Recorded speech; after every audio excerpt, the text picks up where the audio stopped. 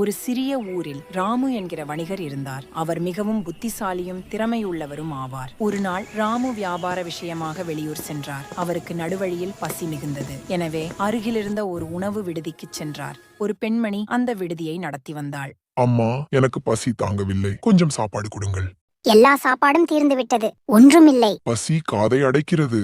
நான் உங்களுக்கு ஒரு தங்க காசு தருகிறேன். ஒரு எலுமிச்சங்காய் அளவு சாதம் கொடுத்தால் கூட போதும். தங்கக்காசு என்று சொன்னதும் பேராசைப்பட்டு தங்கக்காசை வாங்கிக் கொண்டு சிறிய எலுமிச்சை அளவு சாதம் கொடுத்து விடலாம் என்று யோசித்தாள். அப்படியா? சரி, கொடுங்கள். அவரை அமரச் சொல்லி இலையில் ஓர் எலுமிச்சங்காய் அளவு சாதத்தை வைத்து சிறிதளவு குழம்பு ஊற்றிவிட்டு சாப்பிடுங்கள் என்றாள். பசியில் இருந்த ராமு அதை பார்த்து ஏமாற்றத்துடன், இது அநியாயம். ஒரு தங்க காசுக்கு இவ்வளவுதான் சாதமா?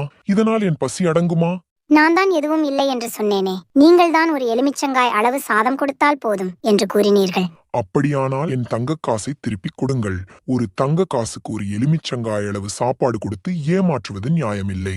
கொடுத்ததுதான். அந்த தங்க காசு இப்பொழுது என்னுடையது. அதை திரும்ப கொடுக்க முடியாது. அந்த பெண் தன்னை ஏமாற்ற முடிவு செய்துவிட்டாள் என்று ராமுவுக்கு புரிந்தது. அவளிடமிருந்து தங்க காசை எப்படியாவது வாங்கிவிட வேண்டும் என்று சிந்தித்தார். சட்டென அவருக்கு ஒரு யோசனை வந்தது. நான் சொன்னது ஒரு எலுமிச்சங்காய் அளவு சாதம். ஆனால் நீங்களோ பல சிறிய பருக்கைகளை சேர்த்து ஒரு எலுமிச்சங்காய் அளவு போட்டிருக்கிறீர்கள். நான் கேட்டபடியே எலுமிச்சங்காய் அளவு சாதம் கொடுங்கள், இல்லையென்றால் என்னுடைய தங்க காசை திருப்பிக் கொடுங்கள். ஒவ்வொரு பருக்கையும் எலுமிச்சங்காய் அளவு இருக்கும் சாதத்தை எப்படி போடுவது? நான் செய்தது தவறுதான். என்னை மன்னித்துக் கொள்ளுங்கள்.